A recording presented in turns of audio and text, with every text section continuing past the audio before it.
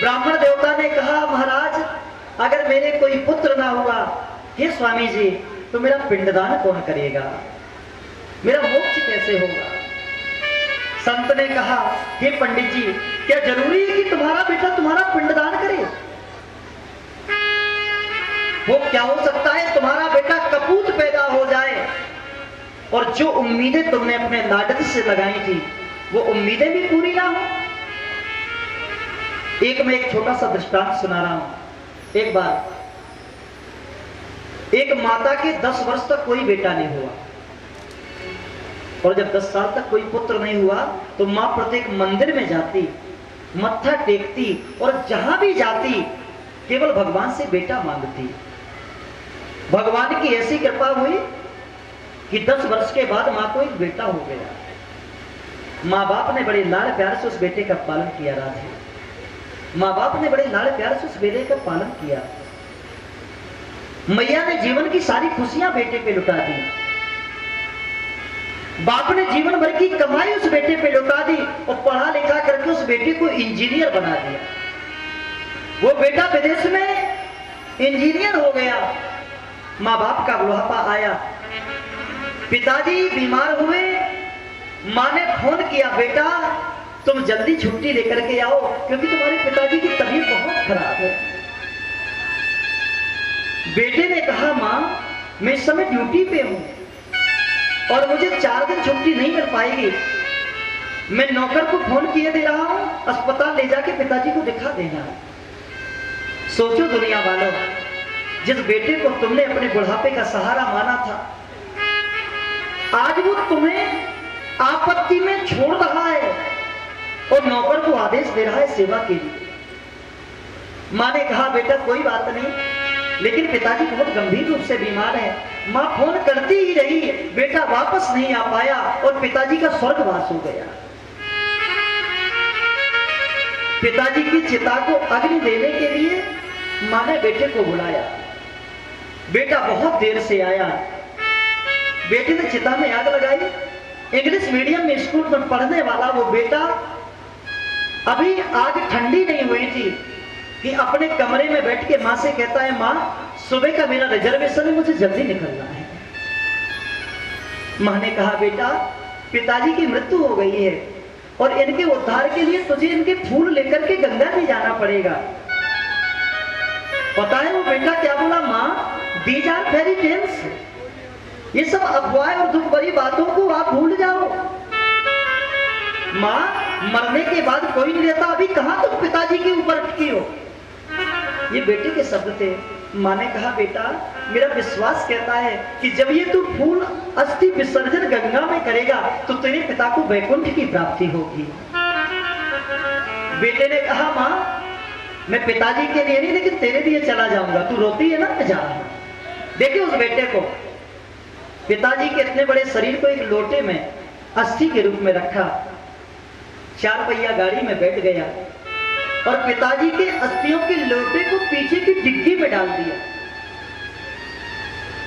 वो पिताजी जो कभी बेटे को सीने में रख के सुलाया करते थे, लोरी गाया करते थे, आज उस पिताजी की अस्थियों को गाड़ी की डिग्गी में डाल के लिए जा रहा है।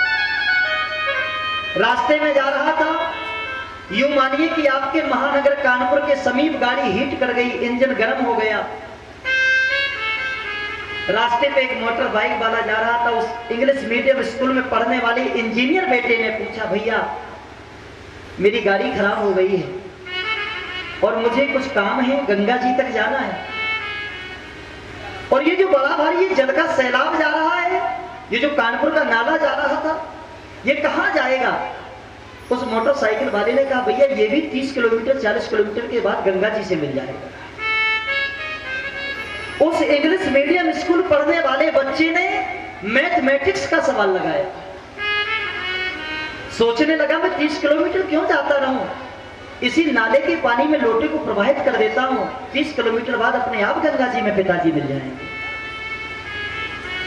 वो उस नाले में अस्थियों को विसर्जन करके वापस घर आया। स्वप्न में रात में पिताजी मां के पास आए। मां से बोले देख शकुंतला तेरे बेटे का हाल देख, जिस बेटे को हमने जिंदगी भर की कमाई लगा दी, जिंदगी भर की मेहनत लगा दी, आज उस कायर बेटे ने मुझे नाले के पानी में फेंक दिया,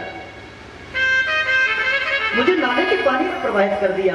माँ उतनी रात को उठी, बेटे के कक्ष में गई, जोर की थप्पड़ लगाई, तुझे शर्म नहीं आती? जिस बालक ने, जिस पिता ने तुझे सीने से लगा के इतना बड़ा किया, जिंदगी भर की दौलत तेरे लिए लगा दी, उस पिता के मोक्ष के लिए तू थोड़ा सा काम नहीं कर पाया? बेटे ने कहा, माँ आखिर मुझे पिटाई क्यों की, कारण क्या है? माँ ने कहा, तुझे पता है तू पिताजी की अस्थियों को गंदा नाले में फेंक के चला आया? बेटे ने कहा, माँ तुम्हें कैसे पता चला? बोले, पिताजी मुझसे आए अभी अभी स्वप्न में शिकायत करके गए हैं, धिक्कार है, तुझे शर्म आनी चाहिए। बेटे ने कहा, माँ शर्म मुझे नहीं, शर्म पिताजी को आनी चाहिए। इसलिए क्योंकि पिताजी 30 किलोमीटर चल के गंगा जी नहीं गए, 120 किलोमीटर वापस होके तुझे वो लेना देने चले आए, ये पिताजी को शर्म की सोचना चाहिए। धिक्कार ऐसी संतान को भैया। हम अपने पुत्रों को शिक्षा दें या ना दें, लेकिन संस्कार जरूर दें। संत भगवान ने कहा, देव ब्राह्मण क्षणम तिष्ठ, मेरी बात सुन, जरूरी नहीं कि तेरे घर में सपूत पैदा हो, तेरे घर में कपूत भी पैदा हो सकता है। याद रखना बेटा, तू बेटा ही क्यों मांगता है, बेटी मांग ले, बेटी मांग ले। और बेटी कितनी अच्छी होती है, बेटा से बेटी भली, जो सुत होए कपूत, और अनसुईया बैकुंठ गई, और धुंधकारी भय भूत। ब्राह्मण देव को बहुत समझाया, लेकिन आत्मदेव के समझ में बात नहीं आई। संत भगवान ने कहा, लो ये आम का फल ले जाओ, जाकर के अपनी धर्म पत्नी को दे देना, ठीक 10 महीने बाद तुम्हारे घर में पुत्र रत्न की प्राप्ति होगी। लेकिन याद रखना ब्राह्मण, पुत्र से कभी भी कोई आशा मत करना, सहारा केवल भगवान से मांगना, संतान से सहारे की आशा मत करना। ब्राह्मण ने कहा, जी गुरुदेव, मेरी धर्म पत्नी की तसल्ली के लिए फल है। फल लेकर के पंडित जी बड़े आनंद से गाते हुए चले जा रहे हैं। जाकर के घर पहुंचे तो धुंधली को देखा, धुंधली दरवाजे पे बैठी थी। धुंधली का तो स्वभाव ही था लोक वार्ता रहता, 4-5 पड़ोसियों को बिठाए हुए गप्पे लगाए हुए थे।